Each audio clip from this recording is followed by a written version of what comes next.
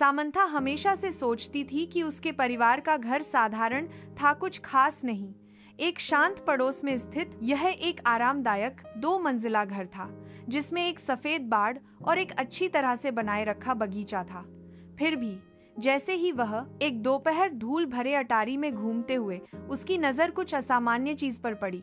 दूर कोने में भूली हुई पेटियों के ढेर के नीचे उसने फर्श के तख्तों के नीचे छिपा हुआ एक संकीर्ण दरवाजा देखा।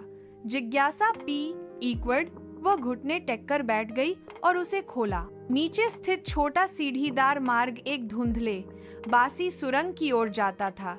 दीवारें पत्थर से बनी थीं और एक हल्की ठंडी हवा अंदर से फुसफुसाती हुई प्रतीत हो रही थी। दिल धड़कते हुए सामंथा सावधानी से उतरी, उसकी टॉर्च अंधेरे को चीरती हुई। सुरंग उसकी उम्मीद से कहीं अधिक लंबी थी, जो पृथ्वी के नीचे मुड़ती और मुड़ती थी। वह हिला नहीं सकी। उसे यह महसूस हो रहा था कि वह अतिक्रमण कर रही है, कि कुछ उसका इंतजार कर रहा है। अनंत काल जैसा लगने के बाद सुरंग आखिरकार एक छिपे हुए कमरे में खुल गई। दीवारें पुरानी किताबों की अलमारियों से भरी थीं, अजीब चमड़े से बंधी हुई किताबों से भरा हुआ। कमरे के बीच में एक पुरानी मेज धूल भरे कागजात और पत्रिकाओं से घिरी हुई थी। जैसे ही सामंथा दस्तावेजों को पढ़ रही थी, उसके हाथ कांप रहे थे।